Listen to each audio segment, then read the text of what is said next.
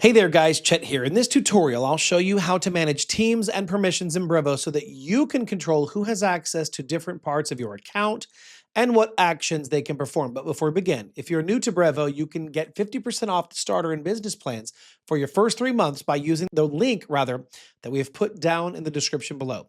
You'll also get access to my complete Brevo course, which walks you through everything you need to know to master the platform step by step. Now, let's get started. First off, log into your Brevo account. Now, once you are inside, go to the top right corner, click on Settings. Now, when you click on Settings, you'll be taken to the Settings page. On the left side, you'll see two main areas called Personal Settings and Organization Settings. Under Organization Settings, click the Users tab. This is where you can manage your team members, invite new users, and assign roles and permissions. Once you click the Users tab, you'll land on the Users page. Now, in the top right corner, click the Add Users button to add a new team member. After clicking the button, you'll be directed to the user email addresses page.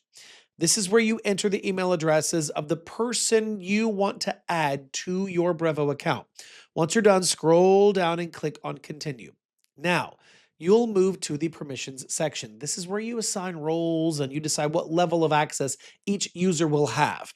Roles define what they can view, edit, or manage inside of your Brevo account. Under full permissions, you'll see options like marketing features and sales features. Enable or disable them, really depending on what responsibilities the user will be handling.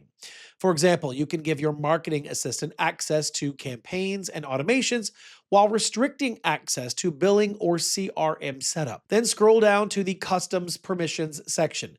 This is where you can assign roles such as owner, administrator, manager, or viewer. The owner, as you can imagine, has full control, including billing and user management. The administrator can manage users and settings, but doesn't have control of billing.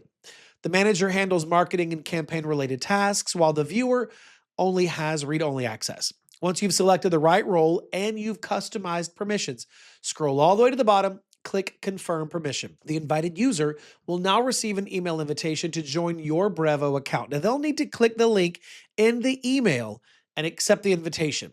Once they do, you'll see their name in your user list with the status labeled as active. From here, you can easily modify permissions, deactivate users, or invite new ones wherever needed.